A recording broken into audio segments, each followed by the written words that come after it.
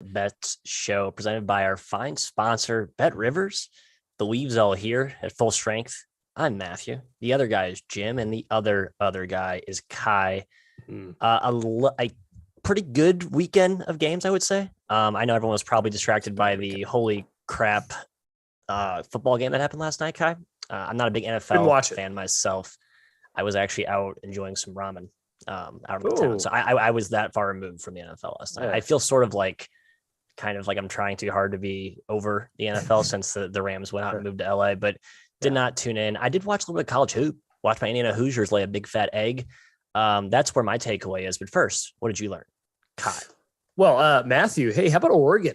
Can we say the Ducks are fully back now? I think we had the idea when they beat USC. Okay, we're warming up after they beat UCLA. Now they go and beat Washington, who's been okay in recent games by almost 30. I'm declaring the Ducks fully back. They're back, Jim. They're going to make the tournament. They're going to make a run, do what they usually do with Dana Altman. Yeah, they've got a chance for a pretty decent seed if they keep this up. It's pretty impressive. Although there aren't a lot of great wins left in the Pac-12 after they swept the LA games. They're just going to have the Arizona one. Matt, I don't appreciate you just completely negging the NFL because my soul is crushed. My Pac lost and potentially lost the end of an era, likely the end of the Aaron Rodgers and Devontae Adams and Zarius Smith eras. I'm sad. I can't help it. I'm sad. But Kai, kind of going off your takeaway, one of the other teams that's been called one of the biggest disappointments of the season is Michigan. And I'm wondering if we missed the buy low window because they've had two easy peasy covers in a row. I don't know, Matt. Now they've got Northwestern coming up. Maybe there's still some value on them, but they're top 25 at Ken Pom, and I think the lines are going to be reflective of the fact that they're surging. So tip of the cap, Caleb Houston's making shots, Dickinson's dominating. Michigan's kind of back. Yeah, I agree. No, I'm with you. I don't want to look at that Indiana game as just a great spot for Michigan, catching IU off the home run win over Purdue. I think Michigan's absolutely back.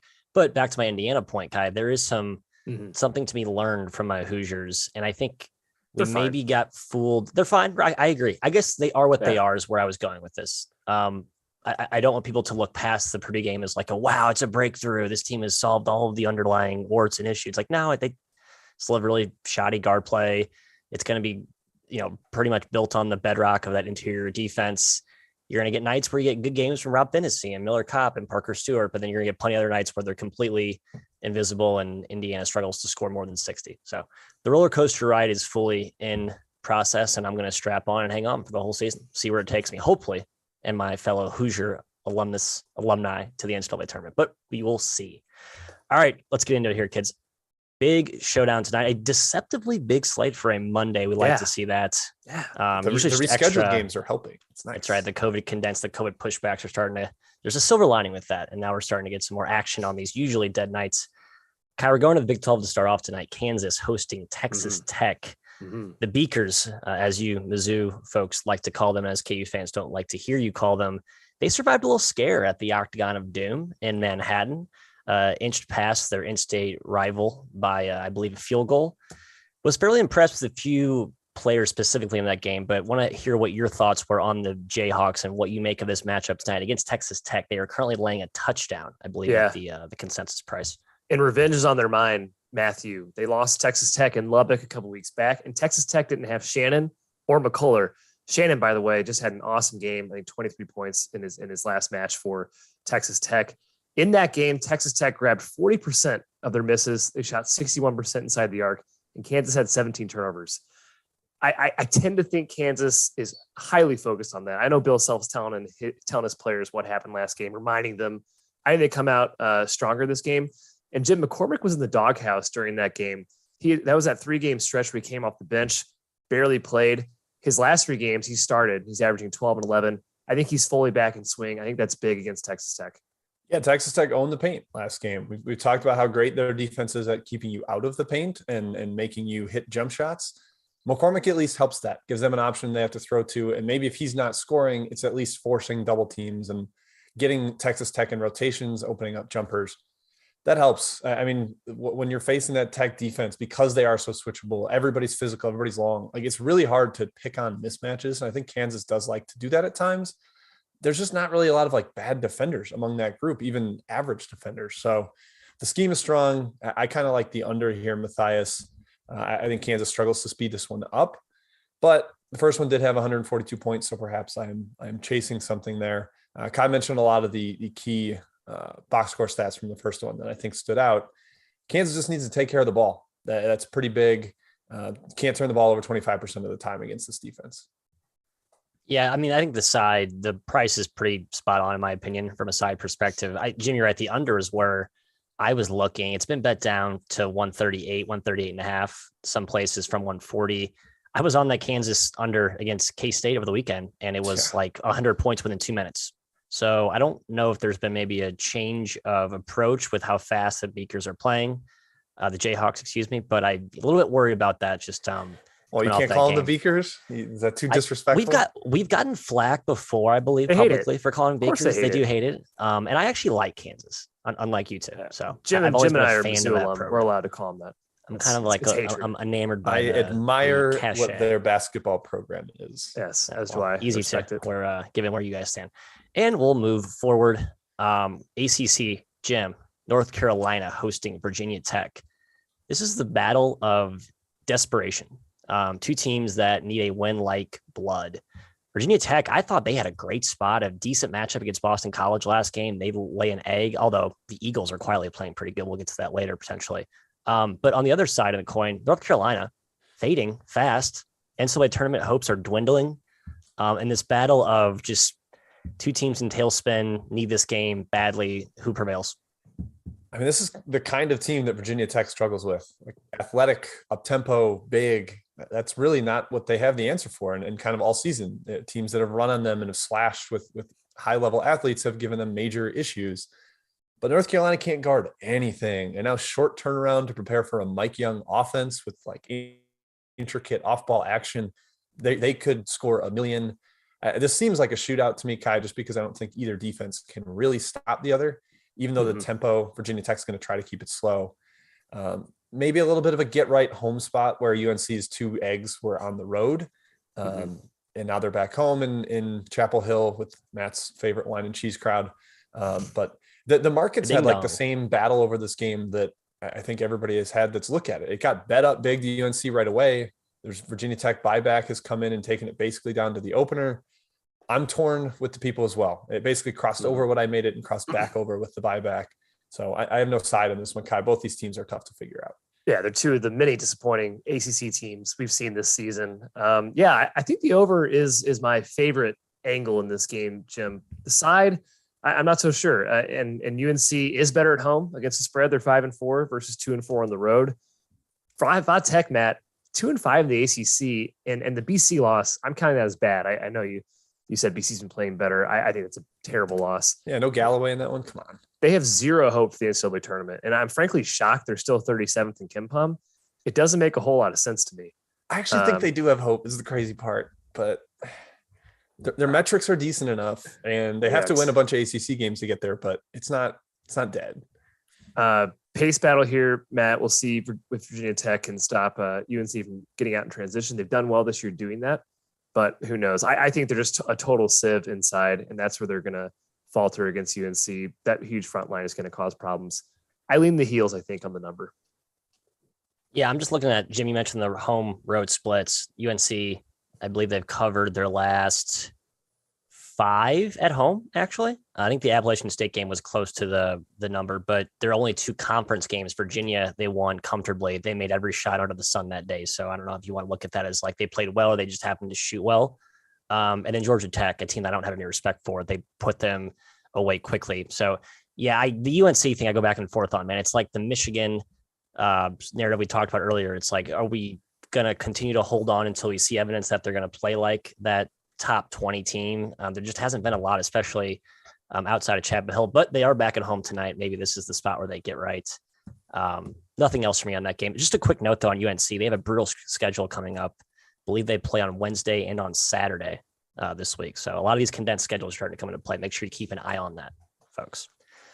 All right, next game. We're going to SEC turf. Kai, Ole Miss, Land Shark, hosting Florida. Speaking of, you guys like overs in that last matchup, I love the under in this one. I think this is completely an utter display of terrible offensive basketball. not to the fault of Kermit Davis or Mike White. Well, I guess to Kermit Davis specifically, I think he just has no players who can put the ball in the basket. Going to have to win with a lot of smoke and mirrors. I think both defenses completely suffocate the opposing offenses. What say you? Yeah, I definitely lean towards the under in this game. It's hard to figure Ole Miss out from a side perspective. They competed. So Jarkel Joyner probably saw the lineup. He's obviously big for them, especially on the total as well. But they competed with Tennessee without him. They beat Miss State by 10, and then they got smoked by A&M, an okay effort against Auburn, and smoked by Mizzou, smoked by Mississippi State. It's very hard to peg them, what kind of team they are without Joyner. But it's almost as hard to understand Florida as well because they're 2-0 against the spread without Castleton, which is wild. They're almost playing better, especially defensively. They've been locked down. I assume he's out again. I have to think that catches up with them eventually. And I know Ole Miss's defense has been bad in league play. I think no Castleton really helps boost them towards competency, and their home court does as well. I'm leaning towards Ole Miss at +4. Nothing strong there. Yeah, it's kind of gone past the point where I really would like Ole Miss, but I think home dog getting like 5, I was a fan of that. Kawasi Reeves has been playing great for Florida. The freshman, our guy Eric Fawcett keeps pointing out like 4 straight games he's had their highest plus-minus. And, individually that one game is probably not great, but the fact that it's trend over and over and over again, that matters. I'm with Matt, though. I like the under. No Castleton, you think removes like a great shot blocker, but Felder and Jatobo are big, stout defenders. They're slower than Castleton, so I think the team plays a little bit slower, and they are nowhere near the offensive threat, like as a roll man, as a post-up guy. So I think that actually does help the under, even without Castleton in there. Joyner also, I think they score a little less efficiently, like you guys mentioned. Leaning towards the under, leaning towards the dog, but both sides have been kind of snatched up by the market. Yeah, I agree. I just at this point, the price on both has been sucked out. So tough to strongly endorse either a side or a total there. But I think Ole Miss and the under are the right sides. But hey, price is king. So don't just hop in now just because we said so. Make sure you try to time that market correctly, Mr. McKeon. All right, last game here on the outline before we get to Chat Mob round 1. Man, the ACC is just a depressing place, isn't it? Another sort of like Virginia and Louisville. Like I loved Louisville last weekend. They got up big against Notre Dame and blew that lead. And I thought that there's maybe a correction coming for my Cardinals. Probably my worst preseason take, by the way. If you go back and just dig up the old takes exposed, Louisville will be headlined on what Matt got wrong. Virginia is creeping outside of top 100 territory in KenPom, so they are certainly they have their own problems as well. I don't know. It's kind of like a battle of who can get out of the mud for one game. I don't know, Jim. I think I'd lean Louisville, but Tony Bennett's had Chris Mack's number. That's something I will mention. I lean Virginia. I think Louisville is like a mess right now. I don't know. Did you see Malik Williams' presser after the last Louisville game? They you mean the one this Saturday or the one prior? Saturday. No. They basically asked like, "Is your do you think the team is still listening to this coaching staff, or are you tuning them out?" And he goes, "I don't have a comment on that." He just like no, I don't think that's a tough question at all. I think that's a softball lob where you go, yeah, no, we're still in the same corner. We love our coaching staff, yada, yada. The fact that he wouldn't say that, I think is way more telling. And the fact that they're playing terribly lines up with the fact that there are issues. Chris Max had some weird pressers too. The Tony Bennett plus maybe Louisville disintegrating thing makes me lean towards the Cavs. Yeah, Louisville, Matt, you mentioned Virginia's flirting with top 100. Louisville's 109th right now in KenPom. And they've already out of it. Their worst finish ever is 133rd. Denny Crum in 2001 when they were in the CUSA was their worst finish. Haven't come close to that performance. Yeah, they haven't come close to that since then. And total meltdown at home against Notre Dame. The Irish were 15 for 23 from deep. Okay, that certainly helps. That sucks. Virginia, Jekyll and Hyde. They have good effort, bad effort. Like the teams you mentioned earlier, Ole Miss and Florida, they're hard to peg here. I think Virginia controls the pace. I think it's going to be ugly. Louisville's offense has been atrocious. So under is my favorite play here in this game. And I agree with Jim. I think Louisville's broken. So I'd lean Virginia, if anything, on the side. I think the price favors Louisville, but that's because my price is baked in the fact that I think Louisville is still a competent ball club. But clearly they are about ready to have an implosion if they haven't already. We'll see. They covered against your Eagles, Matt. Your Boston College. That's what I'm saying. I had him against Boston College, a team that had been trending up, at least I think. But the ACC is just such a who the hell knows. Like you can't say with any conviction who's good, who's not good at this point. So I'm going to say with conviction, Louisville's not very good. Okay. Well, we'll see. I don't think anyone in this conference is any good. So like what happens in this conference relative to their peers, it's like, I haven't learned anything. We just have to look back at the non-con. It was crappy. Outside of a few decent home hype spots for a couple teams, North Carolina against Michigan. But yeah, this league's really in disarray. Shame on me for putting 2 ACC matchups in the first half of our outline. Poor outline management I made. Hey, time for chat mob though, guys. What are people asking about? Quite a bit. Starting with Chris Farnsworth. He asked about the Belmont team total. I think we're going to holster this one because there's some discussion to be had around this game in the best bet section. I won't give away what we're thinking there.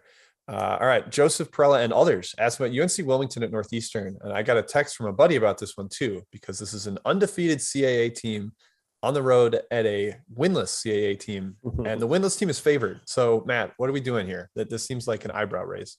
We're not betting Northeastern because as much as that team is undervalued right now, they haven't had like any sort of roster continuity game to game. You go to their KenPom player minutes matrix page. It's just like, I call it like a game of Tetris, just guys here and there everywhere. That's why they've been so bad, Jim. Obviously, if Northeastern's fully healthy, I think they have value here, but they haven't been. And Wilmington's been a complete juggernaut the last 3 weeks since conference play started. So would stay away, I think. I think Scott Grayson's the only one really still out for Northeastern. So they're close, but they got closer this week. They've been bad. Doherty randomly missed the last game. I thought that was a home run spot, but they're 1-7 against the spread their last 8. I'm kind of giving up on trying to time them correctly. And Wilmington has been on Thursday, so good lately. Like Matt said, they redesigned their offense. Great article about that. What Siddle's done there. That it's hard to get in the way of the way that team's playing. All right. We've got a question about the Big Sky Showdown, but that is on the outline. So we'll get to that. The Paris, Weber State, and Southern Utah. Ed Redmond asked, why the big move on Hartford? Matt, I know you're on this with me. You were a big Hartford supporter. They were great in the second half against Vermont over the weekend. Why do we like the Hawks? Because they were laying 1 point to Binghamton at the Open. Now they're laying 4, which is a more reasonable line, I would say. I don't know, Kai, how much home do you give Binghamton making the long 4-hour upstate road trip to Hartford? Don't underestimate Binghamton. They're actually good this year somehow. No, they're at least confident. I guess. Okay, fine. My counter to that is fair point. I thought there's zero chance they would cover against Stony. Guess what they did? I know they came back and they've won like a bunch of games in the America East. It's very shocking. Yeah, it seems an easy line for Hartford. I just said no thanks. I don't know. Yeah, last 2 years, Binghamton's won 4 games each in the America East. They're 4-2 already this year. Like that is a major difference for them. Liddell Sanders might be a little better than old Tommy Dempsey. Yeah, well, that's for sure. That I have no argument with that. But I think Hartford's really good. That's all right. Yeah, with Carter, I agree. Staying in that conference, Kai, New Hampshire at Maine. Ken Ray was asking about this. Pretty low total. Maine's been a little feistier in conference until UMBC blew the doors off them. What do you think here? Yeah, and I was disappointed because I gave up on UMBC right before that game and didn't get to be part of that. I've liked New Hampshire all year. They've disappointed against the spread a little bit recently, but I did take them against Maine here. I think Maine is terrible. They are fully healthy. They got Duhart back against UMBC. Didn't matter, but they still got him back. I'm leaning towards New Hampshire. Yeah, I'm too. I kind of like the under. Maine's probably not going to score 50. It would surprise me if they did. So, Matt, another one on the extra board. Jacksonville headed to Kennesaw State. The Kenny Seesaw has been decidedly on the upswing this year. But Jacksonville's pretty talented. New coach Mincy has done a solid job there. What do you think? Yeah, I like Jacksonville. I need to take a closer look at that team and their results. I worry I have them underrated. We talked about offline how Mincy is really good friends with Drew Valentine, and they like exchange tips and secrets of their trade. Obviously, if you respect Drew Valentine, what he's done at Loyola, you can certainly perhaps transpose that into the major improvement that Jacksonville's had this year.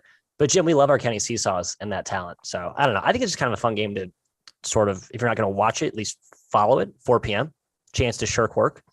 Yeah, there you go. Kai, St. Joe's headed to George Mason in the A10. George Mason did get Oduro back last game, but Hartwell was out. Mm-hmm. St. Joe's was actually in it with VCU. I was on VCU and got kind of the lucky-ish like end game fork. Yep, where VCU extended.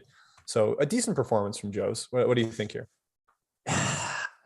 Gut tells me it feels a little bit high. I think Mason's better team, obviously 7-point favorite here, but they lose by 1 point to George Washington. They win by 1 against Dayton. It doesn't seem like they're going to convincingly beat anybody in the A10, at least so far. I was wait and see what they do here, and then maybe back them going forward. But I'd either stay away or probably lean towards Joe's at 7. Yeah. I might take Joe's, Jimmy. I might take Joe's. We'll lay that for me. Matt hates the market. I love it. I do. All right. Two questions from Ryan Abramowitz. Matt, you get Tennessee State headed to Moorhead, who obviously had the big demolition of Belmont. Emotional win for them. Now they're taking on one of the most erratic teams in the country, for my money. Do you trust either team here? I certainly don't trust Tennessee State, even with my guy Kenny Cooper back in the lineup. This is their 6th game in 12 days. Now I know the travel is not exactly a daunting, taxing journey in the OVC. They're all pretty condensed. They're around the Tennessee corridor, whatever you want to call it. But I would not bet Tennessee State. I think the line's high, but I would not bet Tennessee State. Yeah, I'm sort of interested in the under because Moorhead State's defense is good, and I think this one kind of turns into a crawl. Kai, his other question, Winthrop at High Point. Eric Horner called Winthrop the king of winning without covering a short spread, which I agree with. That's kind of spot on. Their MO. Now they're -4 today. Is that the same issue? Gosh, I weirdly kind of lean High Point. This is like the get up spot for High Point. Should be a very good home crowd. They need a win. They've been struggling in the Big South. I think they just lost to Hampton in overtime out of all teams there. I lean their way, +4. All right. Speaking of Hampton, Matthias, they are taking on Longwood, who has become a total juggernaut in that league. Corp asked about this. Actually, I think he said Hampton Coppin State. So maybe he was meaning the Howard Coppin State game, but we're talking Hampton anyways. Does Longwood crush them? I got to think so. I like the over in both. So no matter if whatever game he was asking about, I like the over. So I'll kill 2 birds with 1 stone. Agreed. I agree on both. So yeah, I think we get a lot of points. Howard just plays 85 possession games like it's their job. Yes. Let's do one more and we can go back to the outline. Got some big mid-major games to discuss. So Kai, from Ed Redmond and others, SIUE headed to Tennessee Martin. Martin actually just hung around with Murray State in one of the ugliest shooting games I have ever seen. I think the teams were combined 7 for 52 from 3. I'm not exaggerating. It was pathetic. So I kind of like the over. I think we see better shooting here. Anything for you here? Yeah, and SIUE just got up double digits on Moorhead, which was shocking. I can't believe they almost won that game. I'm leaning towards Martin. 1 point spread feels very low for 2 teams I think are basically the same. So I'm leaning towards Martin. Yeah, fair enough. All right, Maddie, back to the outline. I will continue to collect questions. Let's do it. We're going to the Colonial for a battle of 2 potential conference champions. Although in this conference, no one knows who's like the standings change on an hourly basis, and whoever's last becomes first, and whoever's first drops down to last at the drop of a hat. But TOWSON, Delaware, I think the former has been biblical on us there. He who's first shall be last. Thou shall not fade. Well, here's my rule in this game. Thou shall not fade TOWSON when motivated is all I'll say here. They have not been as dominant since conference play has begun. They've had a few dominant efforts, but against like Elon, the game was dicey. William and Mary, they blew out, but then Charleston covered 2 games ago, and they just lost to UNC Wilmington in overtime over the weekend, Kai.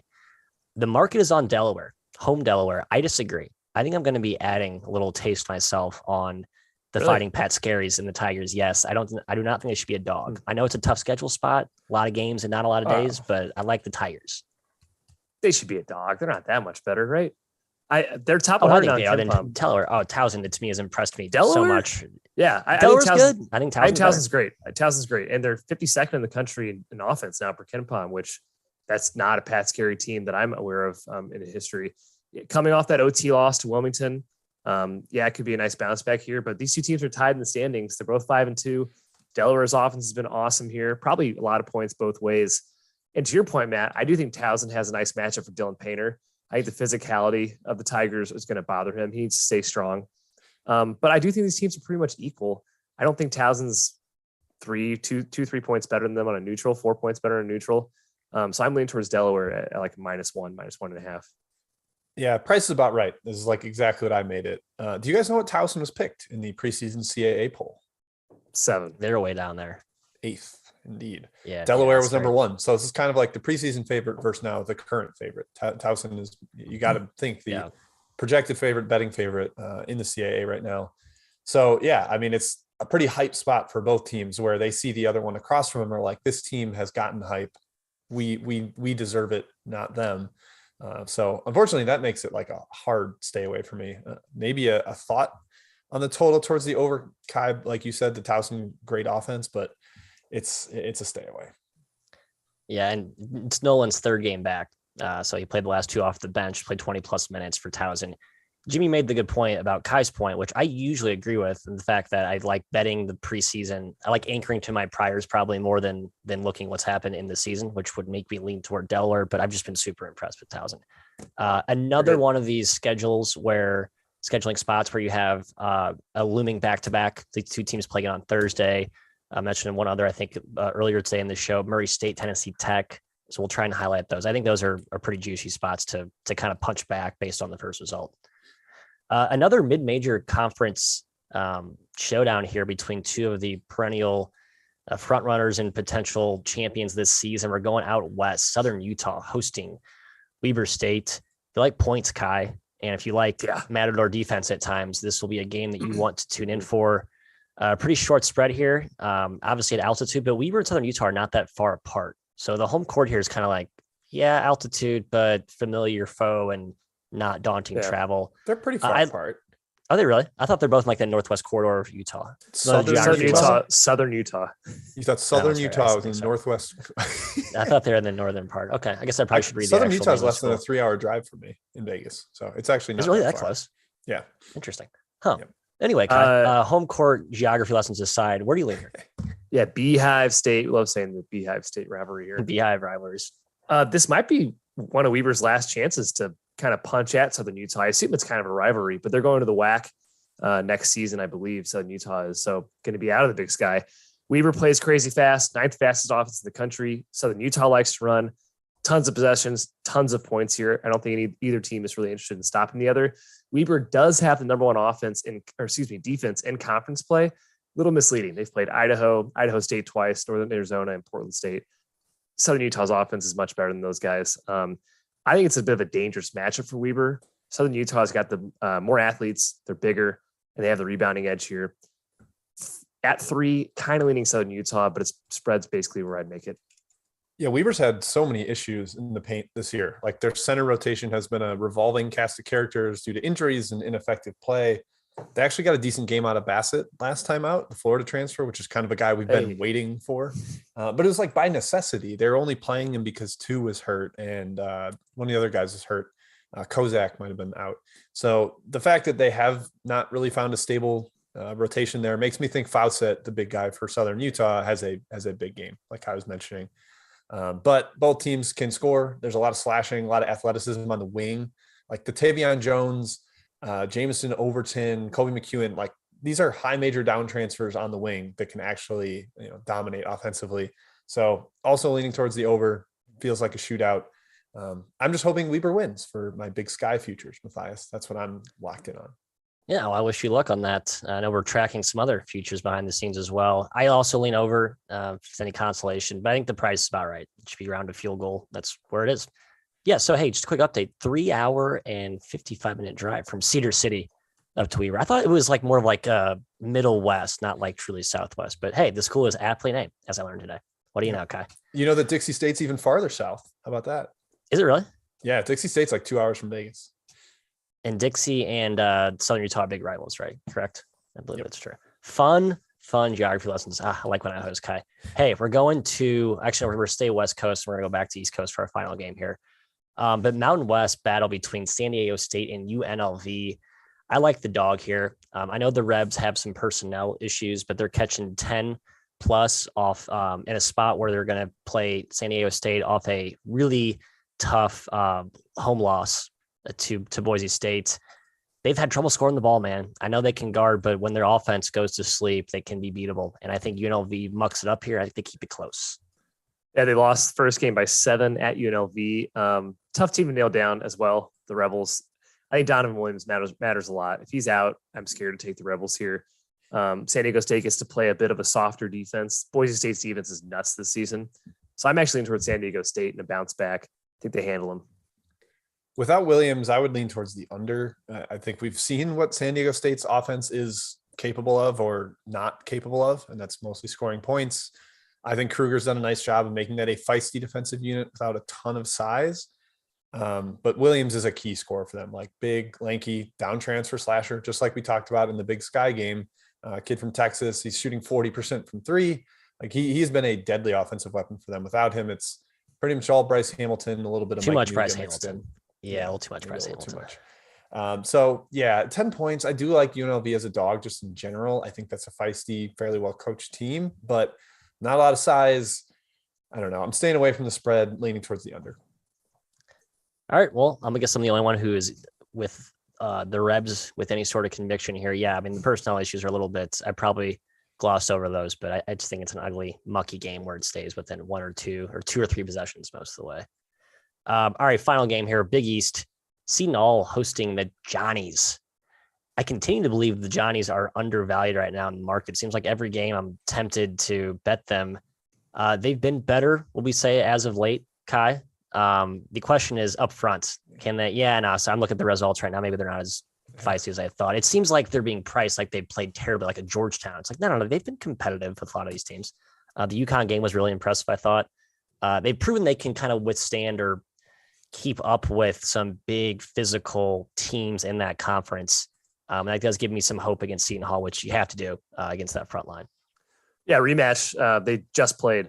Seton Hall won. Matt was just talking about how he likes that spot, punching back. Yeah, Seton Hall won. I'll try this on those spots. God, my notes are all over the place, right? Yes, add this to the list of back-to-back quasi spots. Yeah, I think Johns could win outright, honestly. No Bryce Aiken last game. If he's out again, I do like the Red Storm. +7, sure, take that. The old road win trend we've seen a few times in these back-to-back matchups. Both teams shot terribly in the first game. That probably corrects both ways. But St. John's forced 17 turnovers. Without Bryce Aiken, Seton Hall's in trouble ball handling. It's definitely a lineup check. If he's out, I probably like the Johnnies. A quick note from our producer here that I actually wasn't aware of. This is on campus and student only for Seton Hall. That's kind of cool. Interesting. But it has been bet down. People are on the Johnnies. Matt, I think one key note is that some of their worst games have been really shorthanded, like the Pitt loss. Yep. Champagne's been out sometimes. Posh has been out a couple games. Like that matters, for their actual market value. 7 is a tough stretch. Like that is the absolute most or least I would take with the Johnnies. So I'm hesitant to recommend it, but that's the way I lean. I think they should be feisty in this one. It shouldn't be as low scoring as last game. I mean, God, 76 possessions. Yeah, only exactly. 126 points. The teams were just ice cold. But we did kind of like the under with Aiken out. It made some sense. If he's out again too, still lean towards the Johnnies. Matt, what do you got? Yeah, I think I did. I mean, I'm on the Johnnies, so I certainly lean that way. And I am, I've put my money where my mouth is in that regard. The Aiken thing's weird. I've gone back and forth. I've talked about how I think this team can be just as good without him, but he certainly elevates them when he's playing well. Just the question is, are you getting the good Bryce Aiken or the bad Bryce Aiken? Fun fact about Bryce Aiken, he is older than Brad Davison. Yeah, he's really old. Yeah, same. Like he's 25. I think almost 26. Just kind of a wild. Guys, might be the oldest player in the country. I think he actually might be. It's got to be close. We'll stat check that. Yeah. All right, it's time for Chat Mob round 2. Jim, go. All right, second round. Multiple questions about this game. Matt Akers, Pete K, a couple others. And I think we are all in sync on it. Eastern Washington at Idaho State. Kyle, I'll go to you. Do we think this is we're little fired much up, baby? For the we're Bengals? Fired up about this one. Touch high. I lean towards Idaho State at +5.5. They're one of the worst ATS teams in the country, so buyer beware. But Kai, they've been better ATS without Robert Ford. They have. With Robert Ford in the lineup, they're 0-8 against the spread. The last 7 games, they're 3-4 against the spread. He's been out every single game. This is a surging 3-4 against the spread. Surging 3-4. I like the coach too. I love Ryan Looney. It doesn't make a lot of sense to me. They brought back basically everybody from last year. It's confusing. All right, another one from Matt Akers to Matt Cox here. South Carolina State headed to Delaware State. Is there a number big enough for you to take Delaware State? This team stinks. Yeah, they're bad, and we like us some Gamecocks. I would certainly lean, or not the Gamecocks. What are the Bulldogs? Bulldogs. Yeah. Sorry, you always say the big state school. Yep. No, I always confuse Alabama A&M and Alabama State. Those are the two I always mix up. Take South Carolina State. That I don't feel like I think you put Delaware State in your auto fade category. Yeah, and South Carolina State under Madlock and with his son on the team as a freshman has actually been pretty competent. So I would take competent team over the terrible one at this stage. All right, another one that has kind of confused me, Kai. South Dakota has been playing without their ostensibly their best player, Xavier Fuller, their highest usage player, and they've been much better. On-off splits show it. ATS results show it. Yeah. It helped that they made 70% of the threes at St. Thomas over the weekend. But do we trust those splits? Are they better without Fuller, and going to Western Illinois, do they cover? It seems very weird that they're this much better without him in the lineup. I guess I tend to think that eventually goes away, but the sample size is getting a lot bigger now. So I'm not too sure. 6 points seems about fair for this spread. I'd probably stay away. Here's my issue with the sample. The last 4 games: North Dakota, Denver, Omaha, St. Thomas. Okay. So I Four just think there's a lot of, defenses. like 0 defenses involved in any of those 4 teams. Yep. And they have, I said it about St. Thomas, but it's multiple games. They have been scorching from beyond the arc, which may or may not be sustainable. I kind of like the under. I think they trend down in their shooting. By that. All right, Matt, for you, Tennessee Tech headed to Murray State from Dome Hawk. I think he was saying Murray State and their point total. What do you think here? I know you're a Tennessee Tech guy. Yeah, I like the over here a lot.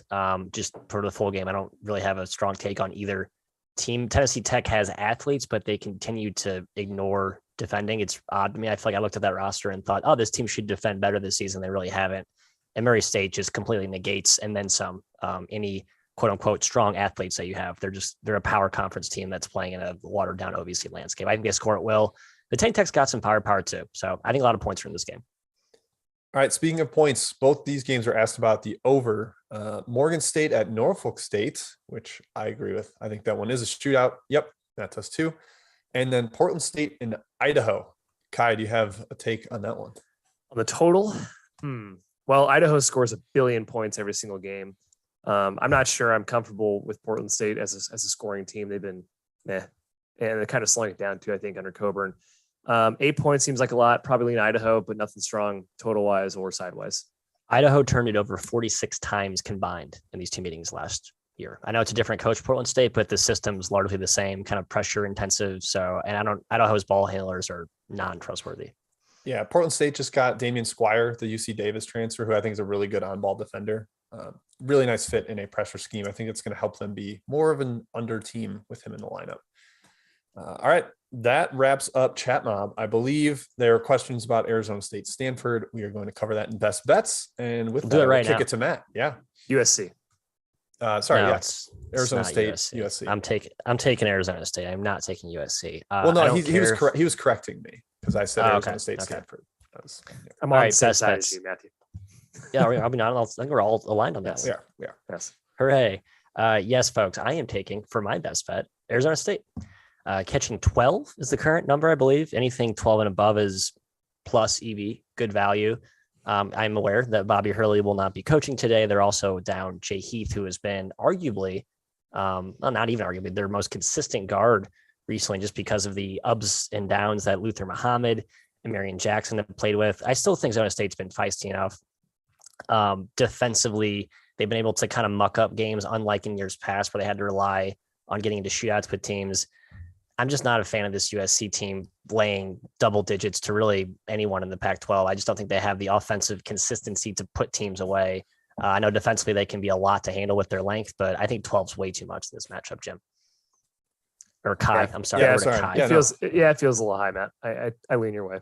A big spread in what should be a slow, kind of ugly game. Without Heath and Hurley, I kind of like the under as well. Under's probably a good play. I think that's a decent. It's kind of tough travel spot for both. USC coming back from the mountains 48 hours later. Arizona State's coming from their travel. They were in the Bay Area, so not. Yeah, USC swept the mountain trip too. So maybe it's like, okay, will they finally start to show some crack this game? A little complacency. So. Yeah, I mean, yeah. I think USC wins, but 12 just feels like a little much. All right, Kai, your best bet. My best bet is a total, guys. Belmont, Eastern Illinois over 139. For starters, I think Belmont's going to score at least 80 or 90. Yeah, the chat asked about Belmont team total. That's going to be the big brunt of the over here. They're going to score a bunch. Murray scored 91. SEMO scored 87 last 2 games against Eastern Illinois. Eastern Illinois, 14 straight unders to start the year. Last 2 games have gone over. They've had a couple players out. I think that's part of it. Their defense has been just brutal. They're playing teams that are actually really good at scoring. Murray State, SEMO can score. Belmont, I don't think they're going to be shy about putting up points. I like them here, and I like the over 139. My only concern here is that I was on the over in Belmont SIUE, and they're blowing them out, and it was like 145, and then the game got stuck at 80-64 for the final 3 minutes. Nobody scored, and I had a sad fire for my over bet there. It was 3 minutes. Yikes, that's a very lot. Depressing. Yep. Eastern Illinois is just kind of a sad team this year. Yes. Just Yeah, they're very really bad. sad team. Bottom 5 team. Yep. No one's healthy on that team. No one's healthy.